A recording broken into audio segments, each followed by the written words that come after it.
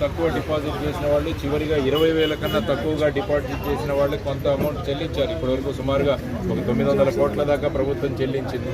ఇప్పుడు ఆస్తులు జప్తు చేసి ఉన్నారు, వాటిని వేలం వేయాలి, అందులో వచ్చిన వాటిని ప్రజలకు తిరిగి ఇవ్వాలని చెప్పిన వాళ్ళు ఇప్పుడు వరకు కూడా ఉలుకు పలుకే లేదు. వీళ్ళను మళ్ళీ సిద్ధం అంటున్నారు. ఇప్పుడు మేము సిద్ధం అని ఒక ఆయన అంటే మేము సిద్ధం అని ఇంకొక ఆయన అన్నారు. మరి అగ్రిగోల్డ్ వాళ్ళు ఏమైంది? రండి, ఈ టెంట్కి రండి, ధర్నా చౌక్ రండి, వచ్చి ఈ ప్రజలతో మాట్లాడండి. బోర్డులు ఫ్లెక్సీలు సిద్ధం మేము సిద్ధం అని పెట్టుకోవడం కాదు. మిమ్మల్ని బాధ్యతాయుత ప్రభుత్వాలను ఏర్పాటు చేయడానికి ప్రజలు వాళ్లకున్న ఓటు వేసి మిమ్మల్ని గెలిపించారు. మరి మీ మాట మీరు నిలబెట్టుకోరే? మరి ఈ విధంగా చేయడం ఏంటి అన్నది మేమంతా కోరుతున్నాం. ఇంకా ప్రభుత్వాలు చూసుకుంటే ఇందులో ఉన్న వాళ్ళని తప్పించడానికి కూడా ప్రయత్నాలు, ఇందులో ఉన్న ఆస్తులు కూడా తప్పించడానికి. హైలాండ్ గురించి మనందరికీ తెలుసు. ఆ రోజు ఈ పోరాట దీక్ష చేస్తున్న వాళ్ళంతా కూడా చెలో హైలాండ్కు వెళ్ళడం వల్ల హైకోర్టు నుంచి ఫైనల్గా వాళ్ళు విత్డ్రా చేసుకోవడం జరిగింది. లేకుంటే హైలాండ్కి అగ్రిగోల్డ్కి సంబంధం లేదన్న వాదన వాళ్ళు తీసుకొచ్చారు అక్కడ. తర్వాత అప్పటి ముఖ్యమంత్రి గారు ఏమన్నారు, ఢిల్లీ నుంచి ఒక న్యాయవాదిని తీసుకొస్తామని కూడా ఆయన చెప్పారు. ఢిల్లీ నుంచి న్యాయవాదులు రాలేదు, కానీ ఆయన కేసులకు ఢిల్లీ నుంచి న్యాయవాదులు చాలామంది ఇప్పుడు వస్తున్నారు. ఇటువంటి నాయకులు మనకు ఉన్నప్పుడు మరి ఎలా న్యాయం జరుగుతుందో ఆలోచించండి ప్రజలందరూ కూడా.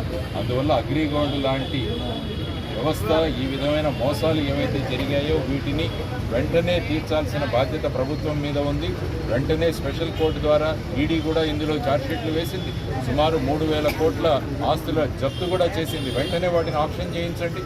డే టు డే ట్రయల్ జరిపి ఈ కేసులో ఫలితాన్ని ప్రకటించి వెంటనే ఈ ఆస్తులను మీరు చేయండి. తర్వాత 3 త్రిసభ్య మెంబర్స్ ఉన్న ఒక కమిటీని కూడా ఏర్పాటు చేయడం జరిగింది.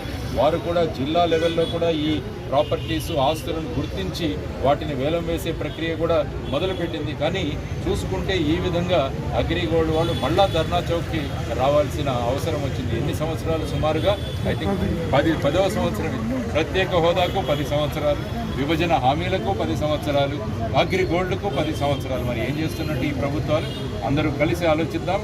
రాబోయే ఎన్నికల్లో వీళ్ళందరికీ కూడా గుణపాఠం చెబుదామని ఓటర్లందరూ నిర్ణయించుకోవాలని నేను జై భారత్ నేషనల్ పార్టీ తరఫున ఓటర్లకు నేను ఆహ్వానం పలుకుతున్నాను. పరిశ్రమ మాకు ఇవ్వండి, ఒక 10 రోజులు మాకు ఇవ్వండి. ముప్పాళ్ళ నాగేశ్వరరావు గారిని కూర్చోబెట్టండి హెడ్గా, మమ్మల్ని సభ్యులుగా చేయండి. 10 రోజుల్లో దీన్ని పరిష్కరించి చూపిస్తాం. ఎందుకంటే ఆస్తులు డిపాజిట్ ఆల్రెడీ సీజ్ చేస్తున్నారు, అటాచ్ చేస్తున్నారు. ఏముంది దీనిలో? ఆప్షన్ చేయడమే.